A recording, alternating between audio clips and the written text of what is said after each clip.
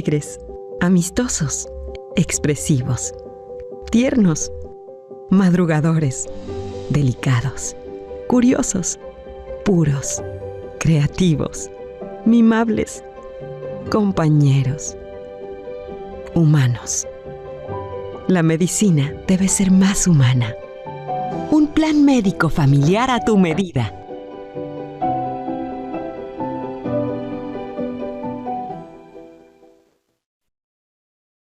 Muy buenos días con toda la comunidad humana que el día de hoy se ha unido a nuestro webinar Alimentación en niños con diabetes.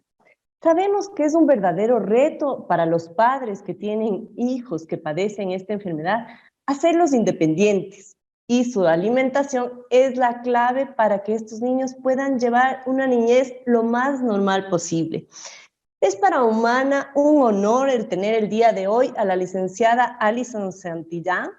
Ella es licenciada en nutrición, graduada de la ESPOL, tiene cursos y especializaciones en motilidad gástrica, nutrición infantil. Actualmente está cursando la especialización de nutrición, medicina y salud hormonal de la mujer y ha impartido charlas y webinars sobre la maternidad, nutrición infantil y lactancia materna. Alison, qué gusto tenerte con nosotros el día de hoy. Le recordamos a todas las personas que están participando ya en el webinar que pueden ingresar sus inquietudes a www.menti.com e ingresar el código 7086931. Alison, bienvenida. Hola, buenos días. Realmente me siento muy emocionada el día de hoy poder compartir con ustedes esta información, ¿no?, de la charla. Quisiera que me den un momento para poder compartir la pantalla y poder transmitir la presentación. Perfecto, ya le estamos visualizando. Listo. Y ahora sí. Bueno, buenos días con todos. Como dijeron en la introducción, el día de hoy vamos a hablarnos de cómo alimentar a un niño con diabetes. Para aquellas personas, si se encuentran aquí personas que no saben específicamente que existen dos tipos de diabetes, voy a dar como una breve introducción para que se comprenda un poco mejor y ahí topar netamente lo que es la alimentación. Sí es cierto que existen dos tipos de diabetes, existe la diabetes tipo 1 y tipo 2. Ambas se caracterizan porque son muy diferentes. La diabetes tipo 1, como se puede ver en la presentación, indica que era anteriormente conocida como diabetes insulino dependiente, diabetes infanto-juvenil.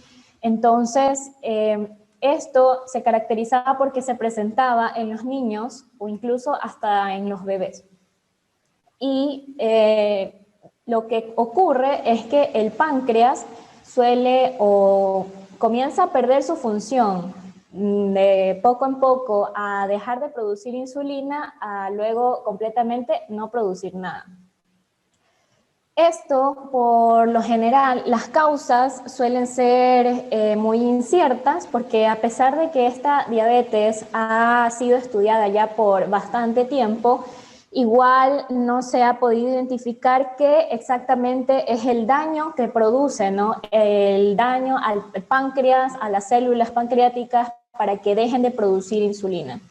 Actualmente, lo único que se ha podido conocer es que existe de forma genética, o sea, que genéticamente ya no hay forma en la que se pueda evitar, ¿no?, que el páncreas no produzca insulina, o por factores ambientales. Cuando se indica, ¿no?, por factores ambientales, quiere decir que existen exposición a virus, a tóxicos o algún tipo de factor que haga que las células, específicamente las que se encuentran en el páncreas, que son los islotes de Langerhans, estas comiencen a perder su función y disminuya su proceso, la producción de insulina. Por lo general, cuando se puede ver, ¿no?, se puede también explicar también de una forma más sencilla, es que les indican, ¿no?, los médicos cuando detectan que tienen diabetes tipo 1, es que hay una función errada de nuestros glóbulos blancos que piensan que estas células que están en el páncreas están siendo algún tipo de tóxico o que representa un daño para el cuerpo, y por eso es que los glóbulos blancos o nuestras células de defensa los comienzan a destruir y los comienzan a atacar. Que esto, ¿no? Como puedo decir, es lo que se podría definir como diabetes tipo 1, y de ahí la diabetes tipo 2, en cambio, esta se puede dar por otro tipo de factores, sea por los hábitos, por el estilo de vida, por la alimentación, y consecuentemente se suele ver mucho más en adultos, en personas que ya pasan de los 30 años en adelante, aunque hay veces ciertos casos que es menos, pero como acaba de indicar, ya son por otros factores muy independientes. Ya no es como les indicaba en la diabetes tipo 1, que viene, por así decirlo, adquirido o agregado en la persona desde que nace. Ahora, para poder entender un poco, ¿no?, cómo es el mecanismo de acción.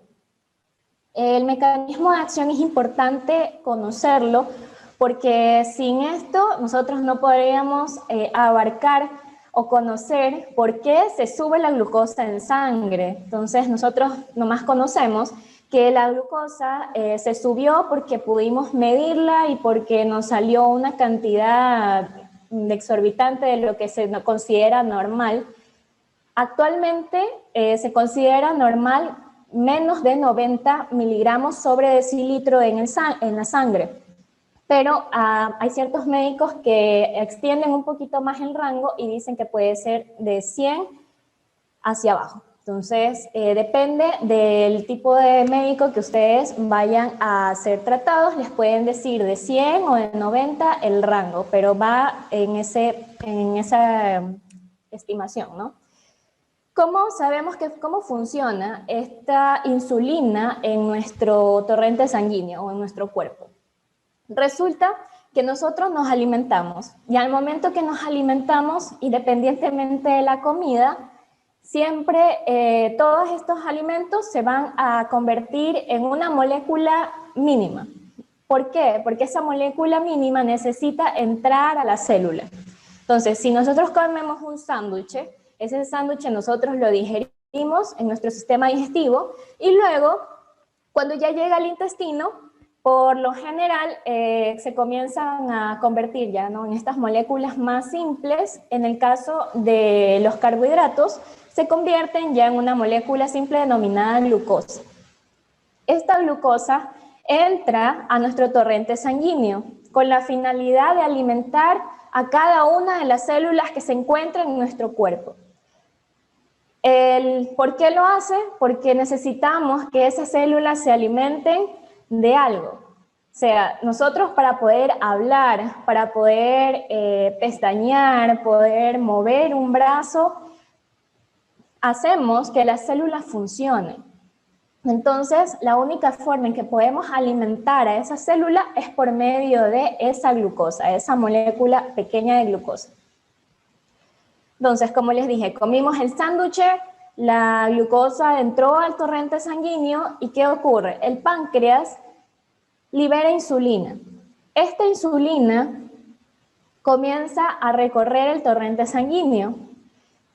Lo que va a hacer esta insulina es que si encuentra una molécula de glucosa cerca de una célula, como se puede observar en la imagen posterior, la imagen inferior, es que la célula está ahí normal, no está ahí bonita, y ella está esperando su molécula de glucosa. ¿Qué pasa? Que la insulina coge y es como que si fuera una llave. Entonces, él se inserta en este receptor, y al momento de insertarse en ese receptor, la molécula de glucosa es como que si le dieran una llave de paso. Es como que dijéramos, bueno, este ya puede entrar, entonces entre y vamos a utilizarla para algo. Y eso es lo que realiza la insulina. Ahora, ¿qué pasa en la diabetes? De que puede que haya una cantidad de insulina, como puede que no exista completamente la insulina. Entonces, en este caso, como no va a producirse insulina, no tenemos ya esa llave de paso, ese receptor que permita el acceso a la glucosa. Como no existe esa llave de paso, entonces la glucosa se queda afuera. Es como que él tocó la puerta y nadie le abrió, entonces obviamente va a quedar nadando en nuestro torrente sanguíneo. Y por lo general, cuando ocurre eso, nuestra célula capta como que si no hemos comido o no nos hemos alimentado, porque la célula necesita energía. Entonces nosotros comenzamos a tener estos episodios, bueno, en los diabéticos se pueden ver los episodios de que les da mucha hambre, tienen mucha sed, no sienten saciedad, entonces comienzan a seguir comiendo y esa comida igualmente no se puede procesar de la manera adecuada, no existe la insulina, no entra en la célula y seguimos acumulando esa glucosa libre en el torrente sanguíneo. Y es por esto que cuando nosotros hacemos estas pruebas rápidas con que nos pinchamos el dedo, podemos observar cuánta cantidad de glucosa hay en nuestro torrente sanguíneo, no total, pero lo que se puede encontrar en un rango general. Si ya queremos saber de forma total, ahí sí existen otras pruebas que ya son exámenes bioquímicos y mucho más específicos. Entonces, esto es lo que ocurre normalmente en una persona que presenta diabetes. En el caso de los niños se ve igualmente. Como ya el páncreas dejó de funcionar, los niños comienzan a presentar este cuadro de que presentan hambre, luego no nos damos cuenta o no nos podemos dar cuenta de que el niño que presenta unos síntomas muy extraños, que se encuentra decaído, que se encuentra con poca energía, y luego cuando ya lo vamos a hacer chequear con un pediatra o con un médico, nos damos ya por enterados de que muchas veces a estos niños les da acidosis metabólica. ¿Y por qué se da esa acidosis metabólica? Es porque como ellos no pueden conseguir la glucosa, no la energía, el cuerpo es, por así decirlo, sabio y comienza a alimentarse de otras fuentes. Entonces se alimenta de las grasas y se alimenta de las proteínas, pero principalmente de las grasas. Y cuando cuando el cuerpo comienza a tomar este tipo de rutas metabólicas a través de las grasas, es que ocurre una elevación de los cuerpos cetónicos, porque las grasas, su producto como de desecho, por así decirlo, son cuerpos cetónicos, que se les llama cetonas, y al incrementarse esto en el cuerpo, entonces vamos a tener un niño que posiblemente tenemos que ir a urgencias porque le dio esta acidosis metabólica y tienen que correr para poder evitar, ¿no?, que la consecuencia sea mucho más grave. Ahora, netamente hablando de lo que es alimentación. ¿Qué pasa con la alimentación? El alimento, por lo general en los niños, sea saludable, un niño sano que no tenga ningún tipo de enfermedad o el niño diabético, debe ser igual. Debe ser igual en los macronutrientes. Ya vamos a ser un poco más específicos en ese aspecto.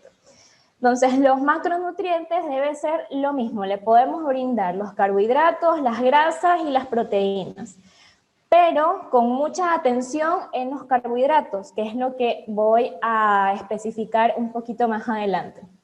En los carbohidratos, comenzar a conocer que no solamente los carbohidratos comprenden las harinas, las pastas, el pan, el arroz, no solamente es eso, sino que también abarca la leche, porque la leche contiene lactosa, el yogur, también algunos yogures pueden contener trazas de lactosa, las frutas y los vegetales, que también son parte de los carbohidratos. No solamente enfocarnos en que, como se conoce normalmente, es que no, el pan y el arroz y la papa y el plátano son los únicos carbohidratos que conocemos, pero en realidad hay mucho más.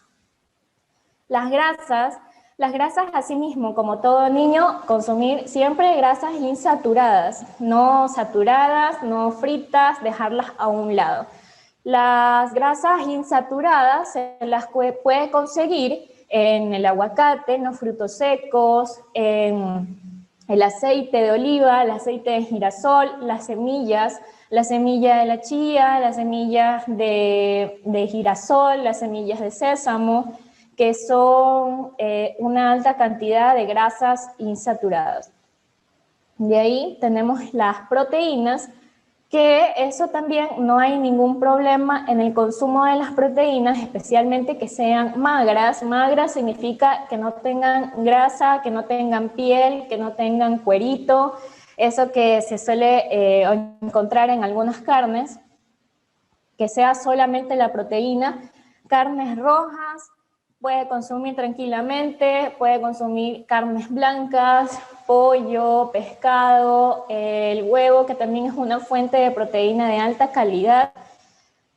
Como dice ahí abajo, no embutidos o fiambres, que también son lo mismo. No embutidos ni fiambres, porque estos embutidos tienen nitratos y nitritos que en algún momento se los conoce como agentes cancerígenos, y que lo más posible es evitar no consumir en nuestra casa, en nuestro hogar. Ahora, ¿cómo vamos a ser ya un poquito más específicos de los carbohidratos? Entonces, tenemos ahí una lista de cómo vamos a conocer a los carbohidratos, porque no solamente, como les dije, eran las pastas y las harinas. Tenemos en los carbohidratos los vegetales almidonados, los no almidonados y las frutas. Algo que quería recalcar en esta parte de los carbohidratos era que,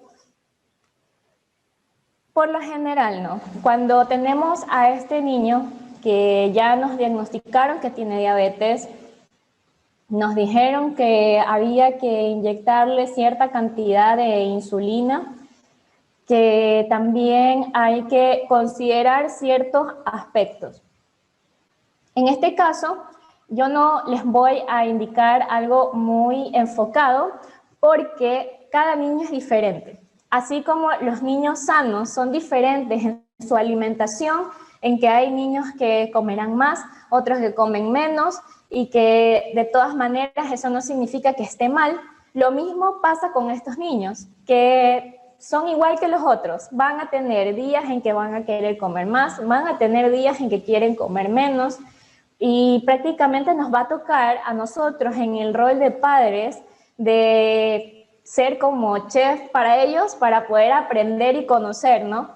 Que existe cierto tipo de alimentos que le podemos brindar, que le podemos incorporar en su alimentación, que su comida no sea aburrida, que no se torne monótona, porque al fin y al cabo ellos también pueden llevar una vida normal como los otros niños, que también se sientan alrededor de él y que consume lo mismo, solamente que nosotros vamos a conocer porciones, cantidad de gramos.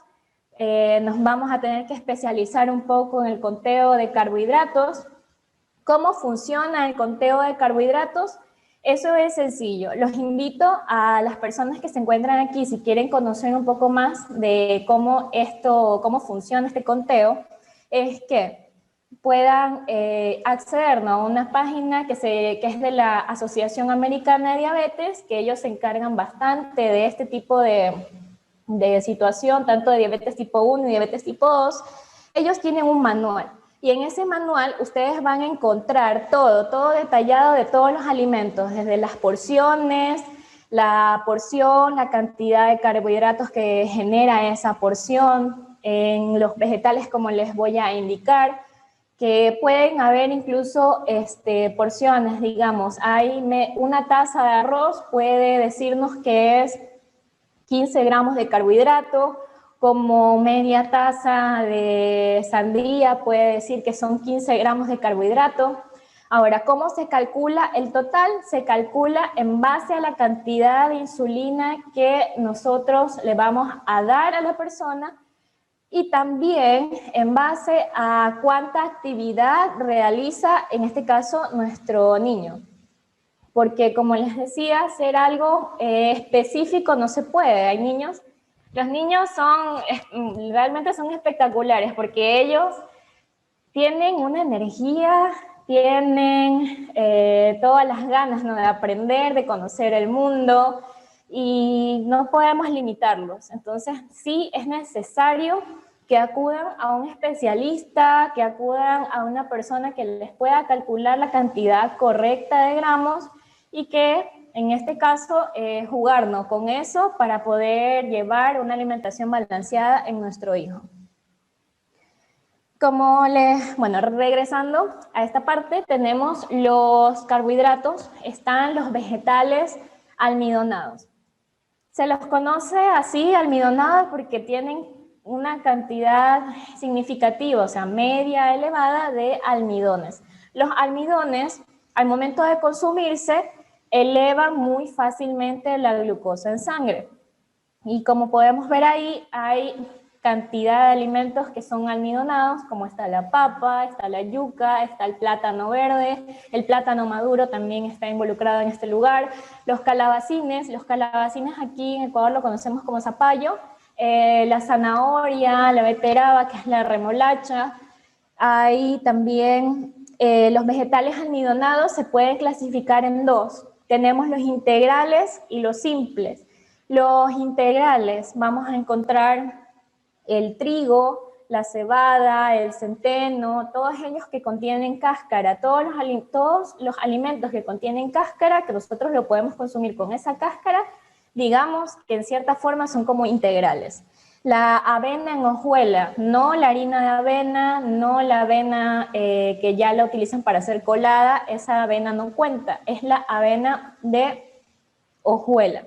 Porque si nosotros utilizamos la harina de avena o la avena que es para hacer coladas, estamos ofreciendo una cantidad mucho más elevada de vegetales de lo que es almidones. Entonces vamos a darle como que una bomba de carbohidratos al niño y se nos va a elevar la glucosa y vamos a tener problemas.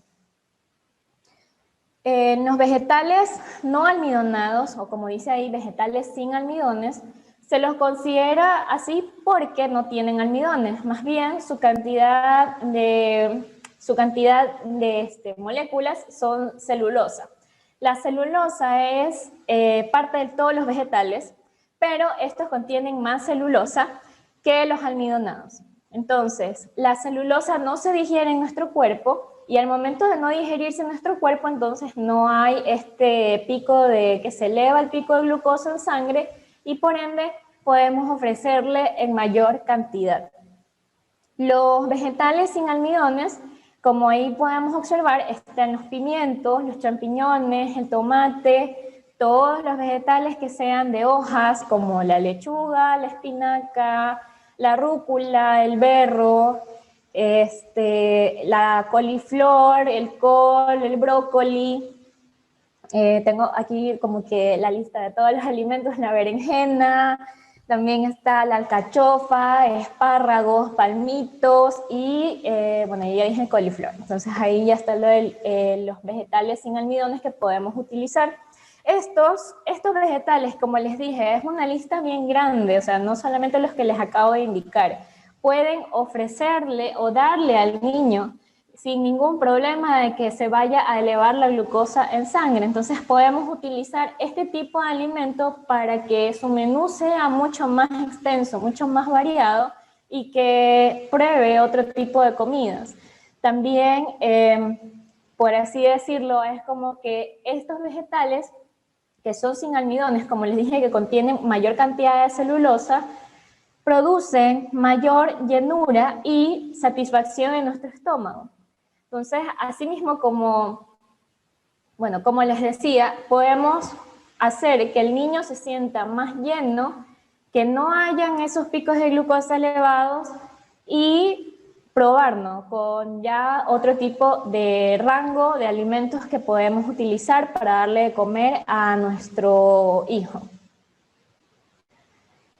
Abajo están las frutas. Las frutas, ahí sí no hay una clasificación que se les pueda dar, las frutas todas, siempre hay que cuidar la porción. Entonces, pueden ofrecerle todo tipo de frutas, desde bananas, uvas, sandía, melón, papaya, la fruta que más le guste a nuestro hijo para darle de comer. Y simplemente conocer cuánto es la porción y cuántos gramos le estamos dando en base a esa porción. Ahí, en este caso, nos toca jugar bastante en que podemos hacer, o sea, si queremos brindarle una ensalada de frutas, entonces comenzar a jugar en cuántas porciones las podemos dividir, si le queremos dar, en vez de darle el banano completo, medio banano, y si nos dice que le podemos dar un rango máximo de una taza de melón, le damos en cambio un cuarto de taza y le podemos ir complementando las frutitas que más le gusten para que pueda comer de todo un poco, o sea, que no hay forma en la que solamente lo vamos a encasillar con algo y le vamos a decir, es que eso tienes que comer todos los días porque a mí me dijeron que eso no te va a pasar nada. Entre los carbohidratos que también se conocen están los lácteos. Los lácteos, especialmente la leche y el yogur. La leche contiene lactosa, la leche entera. Entonces, podemos optar por la leche que es deslactosada, que esta ya se encuentra libre de la lactosa, que es la glucosa de la leche. Entonces, podemos optar por esta versión. En los yogures, ¿qué pasa con los yogures? Hay yogures que sí contienen trazas de lactosa. ¿Por qué? Resulta que en el mercado tenemos variedad de yogures, ¿no? Entonces, si vemos que hay un yogur que contiene más de 2 ingredientes, el ejemplo más común, en los ingredientes ustedes revisen en el paquetito de yogur, en los ingredientes van a revisar si contiene leche y el fermento láctico o ácido láctico o bacterias, como ustedes lo vean ahí descrito. Si estos 2 ingredientes se encuentran en el yogur y no hay más de ello, entonces quiere decir que es muy probable que esa leche no contenga lactosa. Pero si ustedes pueden ir a revisar en el mercado y van a ver que va a tener leche evaporada, leche en polvo, contiene, por último, está el ácido láctico, que es el fermento, y muchos otros ingredientes más.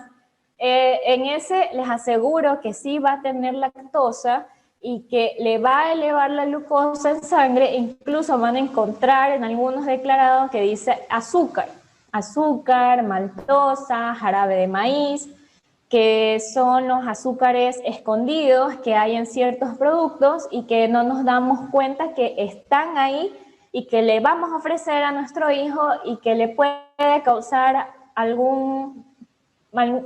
puede perjudicarlo, ¿no? En lo que nosotros le hacemos el conteo de los carbohidratos de su alimentación. Los panes, las harinas y las pastas, preferente, entonces como que de preferencia, sería escoger aquellos que son el arroz integral, el pan integral, pastas integrales. En eso sí el mercado se ha expandido para ofrecernos este tipo de alimentos que van a ser una mejor versión que de ofrecerle el arroz blanco, que la pasta blanca, que el fideo, bueno ya dije las pastas, que la harina blanca. Sobre todo porque los integrales, como les indicaba hace un momento atrás, todos los integrales contienen la cáscara, que se le conoce en los granos, no contienen la cáscara, no son procesados, no son refinados, y por ende, al momento de nosotros alimentarnos, estos se demoran un poco más en nuestro sistema digestivo poder ser digerido. Al momento de poder digerirlo, entonces va a ser más lento el hecho de que la glucosa se mantenga estable. En comparación a la harina blanca o el arroz blanco, que al momento que lo consumimos, esto se digiere rápido, porque como les dije, está procesado, está refinado, es como que ya nos lo dieran digerido. Entonces nosotros al consumirlo, esto en vez de mantener la glucosa estable, va a hacer que se eleve, y así mismo como se eleva, decae y se mantiene estable hasta que otra vez volvemos a alimentarnos. Las legumbres y los granos. Esta también es importante conocer que hay que tener un poquito de cuidado en las legumbres y los granos, porque también contienen bastantes almidones. Legumbres y granos que más se pueden aprovechar en este caso son los frijoles, garbanzos y lentejas. Estos 3 son los que se aprovechan mucho más tienen una cantidad de proteína también considerable y bueno, a pesar de que contienen almidones y su porción se racione en media taza cocido, o sea, si le ofrecemos menestra de lenteja o menestra de frijol o menestra de garbanzo, se supone que debemos ofrecerle media taza cocida. ¿Qué pasa con las etiquetas? Ahí tengo dos imágenes. Debemos también comenzar a aprender un poco acerca de la lectura de etiquetas, porque resulta que nosotros llevamos, ¿no?, una alimentación que no solamente se basa en vegetales, que no solamente se basa en, como les dije, las legumbres o en las frutas, sino que de vez en cuando consumimos productos del mercado y debemos comenzar a conocer tanto los azúcares añadidos, los carbohidratos totales y saber en qué porción se la podemos administrar o dársela al niño. Aquí en la imagen podemos observar, ¿no?, que está la parte de donde son los ingredientes, como yo les indicaba en la diapositiva anterior, que les decía que revisen los ingredientes, y también cuánto es lo que hay distribuido, ¿no?, su valor nutricional o nutrition facts, como le suelen decir. Nosotros tenemos que fijarnos en esta parte de aquí que dice total de carbohidratos, ahí dice en este caso 4 gramos, y no hay fibra, y que solo contiene azúcares, que los azúcares son 4 gramos. Entonces, en nuestro caso, no nos enfoquemos tanto en la parte que dice azúcares, sino en los carbohidratos totales, porque esa es la cantidad de gramos que le estamos ofreciendo. Tienen que revisar si la porción o la ración que le vamos a dar ofrece esa cantidad de carbohidratos totales. Ejemplo, hay ciertos productos en los que dicen un paquete de galletas me puede dar 4 gramos de carbohidratos totales, ¿ya? Y como nosotros hacemos este conteo de carbohidratos, entonces decimos, bueno, son 4 gramos, quiere decir que no va a ser tan significativo darle un paquete de galletas a nuestro hijo y que lo pueda comer.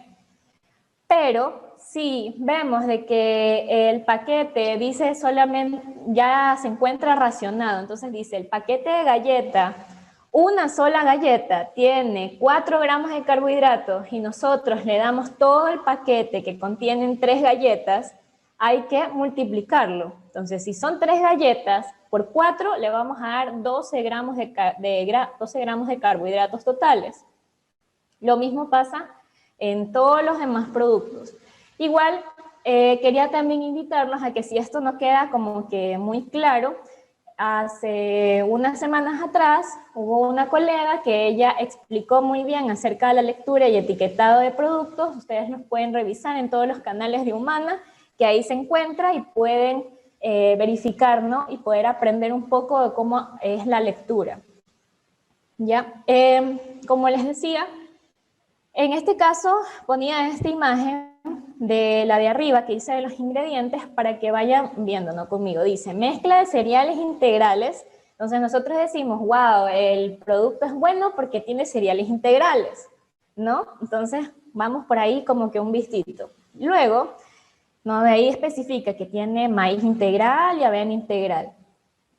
Vemos que el siguiente ingrediente dice azúcar, jarabe de maíz, aceite de canola, aceite de salvado de arroz, cocoa, sal yodada. Este aquí es una etiqueta de una galleta. Obviamente no le puse la marca porque no se puede poner, entonces ustedes van a tener que ahí hacer su propia investigación de cuál es esa galleta.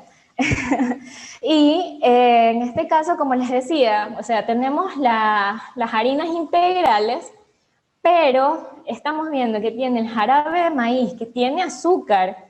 Entonces, prácticamente, ¿es bueno o es malo? ¿Qué mismo estamos ofreciendo?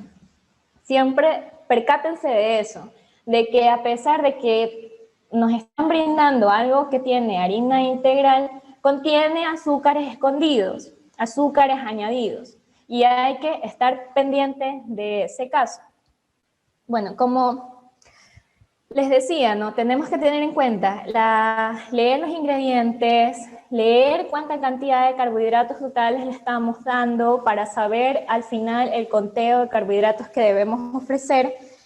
Otro dato válido es de que, bueno, en este caso le podemos brindar, no de manera excesiva, edulcorantes. Edulcorantes para que vienen, ¿no?, en sus diferentes versiones, que son la sacarosa, bueno, aquí tengo el aspartame, sucralosa, los polialcoholes. Hay un montón de edulcorantes que hay también en el mercado. Muchas de las bebidas actuales, bebidas gaseosas, contienen edulcorantes. Bueno, en el niño sano no es recomendable darle edulcorantes, y lo mismo, como les digo, en este caso es un poco válido, pero no les recomiendo de que lo hagan en exceso. Como les decía, estos edulcorantes, algunos han sido estudiados porque ya llevan bastante tiempo en el mercado, algunos ya tienen más de 10 años o 20 años de uso en el mercado, y se ha visto posibles efectos secundarios en el uso de estos edulcorantes, y es por eso que, como les decía, o sea, si no hay necesidad de darle edulcorantes, no le demos. Si, bueno, ya se pasa de nuestras manos y tenemos que ofrecerle porque el niño ya estuvo acostumbrado, darle, pero tampoco de hacerlo un hábito, de hacer una costumbre. Como algo así de tip, de tip para ustedes, que en este caso debemos aplicar en ellos el no ofrecer, pero tampoco negar. ¿A qué se refiere? A que no lo vamos a ofrecer en nuestra casa porque nosotros somos conscientes. El adulto es el responsable de la alimentación del niño. El adulto es el que tiene la capacidad adquisitiva y económica de adquirir todos los alimentos que hay en el mercado. El niño no tiene dinero para comprar. Nosotros somos el que se lo damos a él.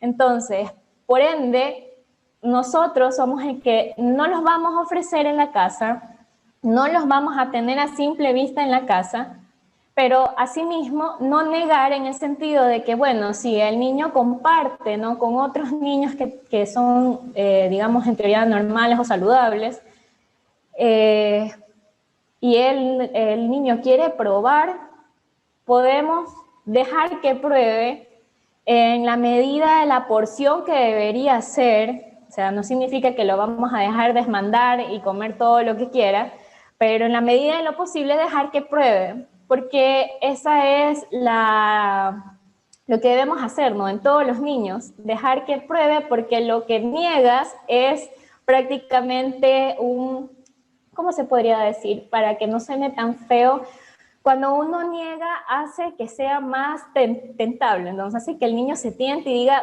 ¿por qué mi mamá no quiere que yo lo pruebe? Entonces él buscará la manera posible de que lo pruebas y tú no sabes, luego después no queremos que ocurra algo que le pueda perjudicar, ¿no? Entonces preferible es que si alguien se lo ofreció, le podemos decir, bueno, puedes comerlo en esta ración y dejarlo que pruebe. ¿Qué tenemos aquí? En este espacio podemos observar diferentes tipos de recomendaciones de alimentos. Para que no sea aburrido, para que no sea monótono y poder decir, bueno, los niños que tienen diabetes pueden comer de una manera buena y se ve muy bien. Entonces, no brindarle platos que le vayan a causar al niño, uy, no, qué aburrido, que mi mamá me sirve esto y yo ya no quiero comer más.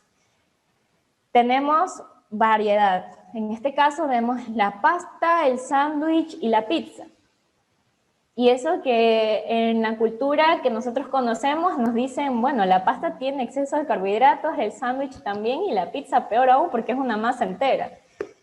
Pero como pueden observar, a pesar de que la imagen está en inglés, igual yo se las voy a ayudar a traducir, vemos diferentes colores, desde el color verde, luego como celestito y luego naranja. En cada uno de ellos tienen una cantidad de gramos de carbohidratos.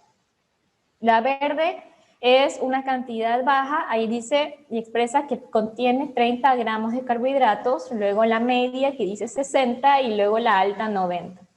Se estima aproximadamente que puede consumir una persona en el día, o sea, una persona que tiene esta enfermedad de diabetes puede consumir entre 125 a 250 a 300 gramos de carbohidratos, pero como dije anteriormente, esto va a depender mucho de si nuestro niño es activo o no. Vemos ahí en la franja verde de la parte de la pasta, ¿por qué tiene solo 30 gramos de carbohidratos? Porque la pasta no es hecha con pasta de la normal, la integral o la harina, sino que es hecha con zucchini, que es como se ve actualmente en estas recetas que podemos ver en el internet, que son súper factibles y son bonitas. En este caso vemos la pasta que es el zucchini, contiene la pasta de tomate. La pasta de tomate, ojo, que revisen si en sus ingredientes no contiene algún tipo de espesante, maicena o harinas, porque eso también declara carbohidratos. Si ustedes la hacen en su casa solo con tomates, no tiene un problema que vaya a ser.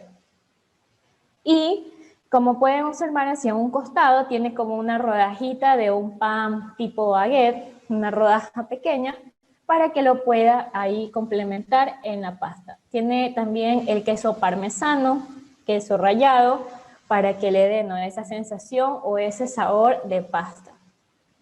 En la parte media, como les decía, que ya son 60 gramos de carbohidratos, aquí en cambio es como mezclamos. Utilizamos la pasta integral y al mismo tiempo lo mezclamos con la pasta de zucchini. Entonces lo mismo, le agregamos la pasta de tomate, el queso parmesano, que el queso parmesano, como les decía, el queso no hay problema porque se caracteriza como proteína y no contiene carbohidratos. Y luego vemos los 90 gramos de carbohidratos, que vendríamos a decir que eso ya es un poco más elevado. Y vemos que tiene un pan prácticamente de tamaño mediano y utilizaron pasta normal, que es la de las harinas blancas, las normales que usamos para cocinar. En el sándwich, en la versión del sándwich hay desde la versión en la que solamente utilizamos las galletitas crackers, que son las galletas saladas o las galletas de soda. Tiene la lechuga, ¿no?, la cama de la lechuga, el tomate, jamón, queso, pepino. Tiene su porción de fruta, que es una manzana, la mitad de una manzana, como se puede observar. En la versión ya media, como vemos, tiene ya su pancito integral, tipo tostada, y tiene incluso hasta unos chips de unas papas. Y luego ya si queremos darle una versión así ya más recargada, que tampoco es tan necesario, pero si el niño quiere le podemos ofrecer, y luego las otras comidas regular, no ir desde medio a abajo. Entonces ahí está ya el sándwich, que viene a ser el pan blanco, y desde las papas y la manzana. En la pizza, esta pizza es particular porque la pizza tiene la masa que es con coliflor. Entonces, prácticamente su cantidad de gramos en carbohidratos son bien bajitos. Luego viene la pizza que es con masa integral y por último la que contiene ya la masa de harina blanca. Entonces, como pueden ver, nosotros podemos jugar con la alimentación y no necesariamente se vuelva restrictiva. Y podemos ofrecer y darle al niño variedad, porque eso es lo que más a ellos les ayudaría bastante a decir, bueno, yo puedo comer las cosas que hace mi amiguito o las cosas que le ofrecen a mi amiguito y me siento bien. O sea, no excluirlos y no decir que porque contienen esa enfermedad vaya a ser algo que los vayamos a vetar y decir, no, tú no puedes hacer eso. Y bueno, entonces como para ya la última parte de finalizar, todos pueden tener una vida normal. Como les indicaba, es cuestión de nosotros de tener esa capacidad, ¿no? De querer que nuestros hijos prueben más allá, más alimentos, de volvernos nosotros más investigativos y comenzar más creativos en el momento de la comida y ofrecerle, como les dije, no ofrecer y no negar, para evitarnos que después tengamos este tipo de problemas en nuestros niños de que quieren probar eso y no los dejamos. Gracias, Alison. Recordamos a todas las personas que están siguiendo este webinar que pueden ingresar sus inquietudes a www.menti.com y colocar el código 2468621. Alison, hasta que las personas empiecen pues a ingresar sus inquietudes, a mí se me venía algo con hijos chiquitos. Ahora, bueno, por el tema de la pandemia y todo, pues no tenemos fiestas y no tenemos esas reuniones familiares, ¿no? Pero ese, me parece, ya para niños saludables, para los papás, es un reto el estar viendo qué comen, cuánto comen, sobre todo cuando no están en el medio normal, ¿no es cierto? Porque en la casa, como tú bien dices, uno sabe lo que les da y lo que no les da. Pero cuando salen de la casa, ¿no es cierto? Ya sea en el colegio, ya sea en fiestas infantiles, en otros lugares, sí es un poco estresante, ¿no? Porque Sí. no todos tenemos las mismas costumbres, no todos estamos tan conscientes de la alimentación, pero me parece súper importante el educarles a los niños, ¿no? Para que desde chiquitos vayan adquiriendo esa conciencia. Ahora yo tengo unos hijos chiquitos y ya veo que desde la escuela, ¿no? Les van diciendo y les toman las lecciones sobre cuáles son los productos saludables, cómo debe ser su dieta. Pero evidentemente son niños, ¿no? Entonces siempre van a optar por dulces. Por dulce, sí. No, claro, eso era lo que yo decía. O sea, es verdad, nosotros estamos expuestos a que no todas las familias somos iguales, no todos tenemos la misma cultura y ese hábito alimenticio. Y bueno, si ya al niño le toca estar expuesto a eso, comenzar a indicarle, porque todos los niños desde ya de 5 años en adelante, ellos ya tienen conciencia y ellos aprenden observando, y más aún si tú les explicas. Entonces les puedes explicar y decir, está bien, cómelo, pero la porción que debería ser es esta. Y el niño, en ese caso, ahí sí va a depender bastante, ¿no? De cómo uno le enseña los valores y cómo le enseña cierto tipo de responsabilidades y decir, bueno, y mamita me dijo que solo coma la mitad de esto y voy a hacerle caso y voy a comer. Pero como decía, o sea, en cambio nosotros hacemos el rol de todo negar y decirle, no, tú no puedes comer eso, no, eso está mal, eso te va a hacer daño. Crea en cambio en el niño esa desesperación de que queremos conocer por qué mi mamá dice que no, por qué tiene de malo eso, si mi amigo lo come y la mamá de él si lo deja, entonces puedo probarlo yo a escondidas.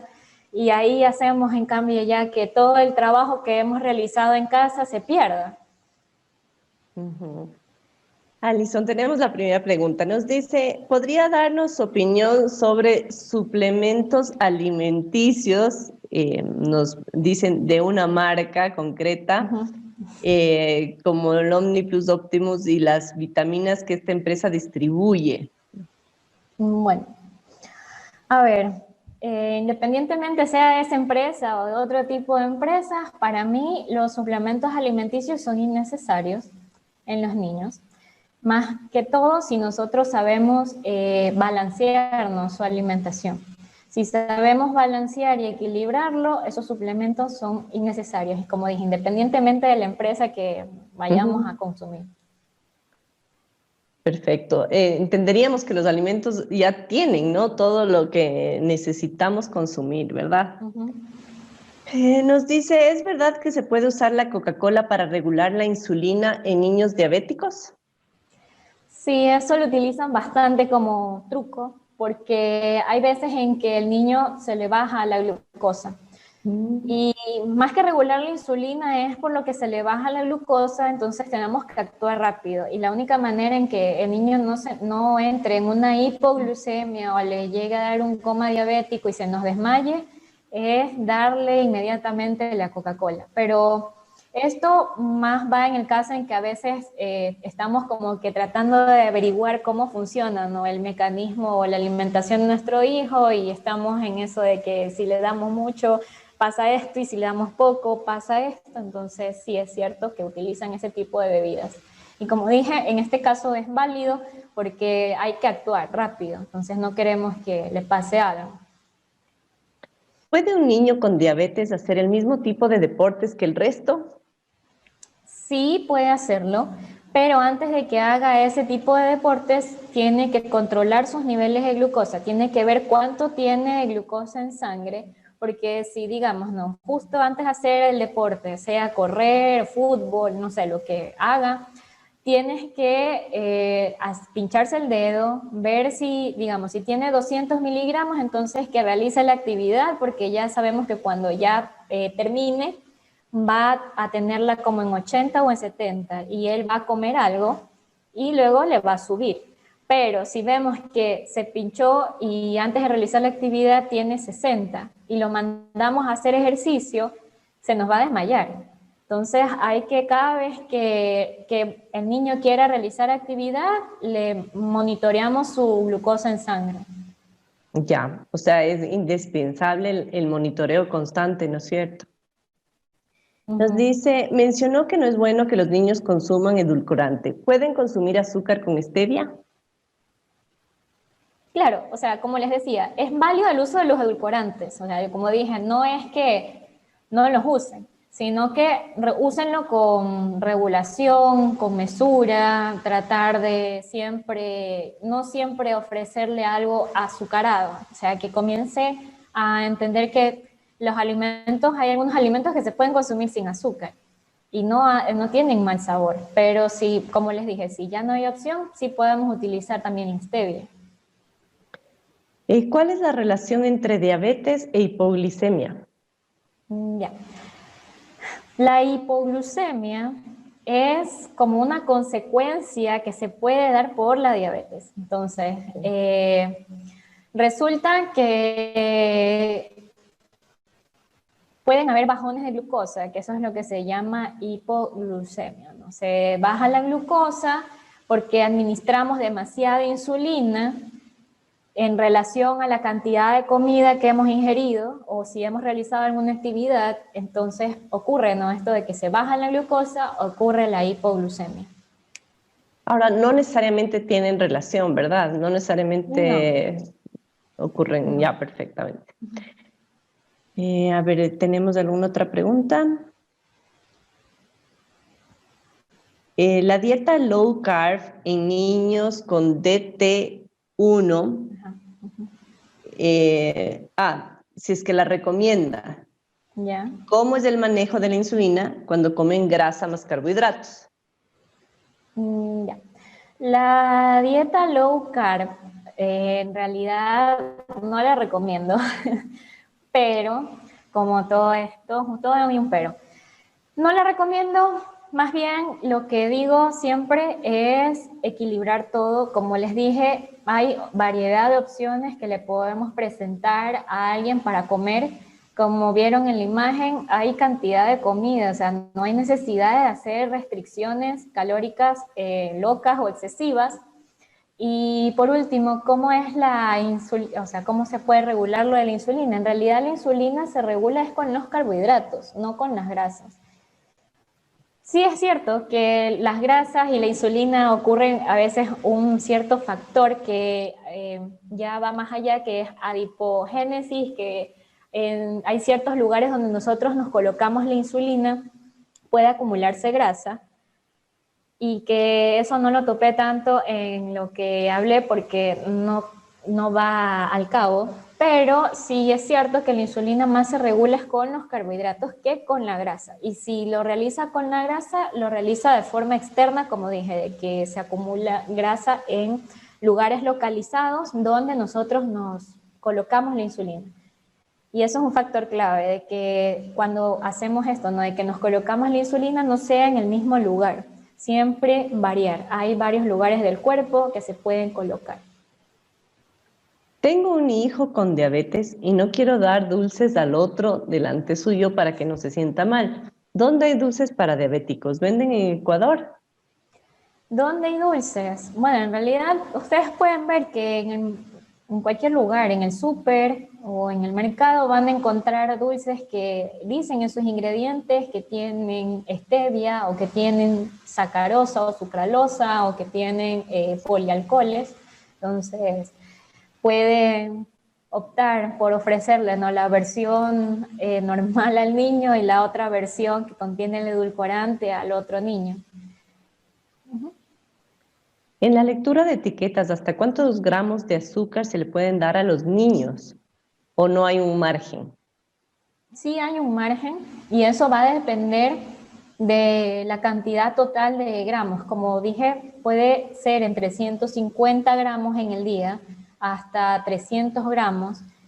Y en el momento en que nosotros le damos el alimento, si se lo damos completo, revisen si eso no tiene 90 gramos o si no tiene 40 gramos, porque ¿por qué le vamos a ofrecer un alimento que contiene 40 gramos si le podemos dar o el reemplazo de otro alimento que lo va a llenar y le va a dar mayor cantidad de nutrientes y va a ser más beneficioso, ¿no?, de ofrecerle esos 40 gramos y no desperdiciarlos en algo que podría decirse como alimento basura? Y como tú decías, dependerá también la actividad física que realice el niño, ¿no? Porque habrá niños más activos y que gastan más energía que otros, ¿verdad? Con esta respuesta sobre los suplementos alimenticios, entonces, ¿no deben consumir Ensure o Glucerna? Ya, el Ensure y la Glucerna son buenos aliados en el caso de que, como les dije, lo que hablamos de que realizan actividad física. Entonces, si ellos realizan actividad física que los desgasta bastante, bueno, démosle este tipo de suplemento que son el Ensure o la Glucerna, pero más que todo es la Glucerna, porque el Ensure no es tanto enfocado a diabéticos, sino más bien es un complemento alimenticio para aumentar las calorías. Ajá. Entonces, sí podemos darle, en este caso, a ese niño ese tipo de suplementación. ¿Es mejor usar stevia o azúcar de coco? Esa pregunta está muy polémica. A ver, ¿el stevia o el azúcar de coco? Preferible el stevia. El azúcar de coco no. Ya. ¿Qué dosis y cuáles son los medicamentos adecuados para los niños? Bueno, ahí sí les recomiendo específicamente vayan donde un médico endocrinólogo que les especifique la cantidad de dosis y qué tipo de insulina debe de colocarse. Disculpe, ¿hasta cuántas frutas es recomendable mezclar? Ya, la cantidad de frutas recomendables a mezclar, no hay cantidad, más bien, como les dije, tienen que revisar la cantidad de gramos. Entonces, ustedes pueden, como les decía, vayan a la Asociación Americana de Diabetes y ahí hay una guía, hay un PDF que se pueden descargar, es gratuito. Se descargan esa guía y ahí van a observar cuánta cantidad de porción de una fruta le pueden dar y sumar los gramos de carbohidratos para ofrecerle al niño. Perfecto. Alison, esas son las preguntas que tenemos. Pues qué gusto haber compartido contigo y que nos hayas ilustrado, ¿no? Cada vez aprendemos un poco más. Es un reto la alimentación, tanto para niños saludables como niños que ya padezcan diabetes. Claro. Así que, bueno, creo que hay ahora muchas más opciones también en el mercado. Y también depende de nosotros de estar un poco más enterados, ¿no? En estos webinars que hemos tenido sobre nutrición, ha habido varias cosas que me han sorprendido. Realmente sacaba los ojos cuando veía, sobre todo en la lectura de etiquetas y todo esto, que uno cree que porque dice integral, ya sí, es saludable y estoy haciendo un bien casi que a la familia, ¿no? Y total, resulta ser que no. Entonces, es un proceso, ¿no? Como todo claro, es un proceso de entender, de ir probando. Esa es otra, ¿no? De lanzarnos a probar. Hay cosas que uno al principio no está acostumbrado y después uno se acostumbra, ¿no? Yo me acuerdo algún momento que empecé pues con la quinoa, que no era de mis alimentos favoritos, Y bueno, poco a poco le hemos ido introduciendo en las dietas familiares, ¿no? Así que bueno, muchísimas gracias, Alison. Esperamos contar contigo una vez más. Gracias, Bueno, igualmente. agradecer a todos los participantes y pues decirles que este webinar y todos los pueden encontrar en nuestra página de Facebook de Humana. Gracias y hasta luego.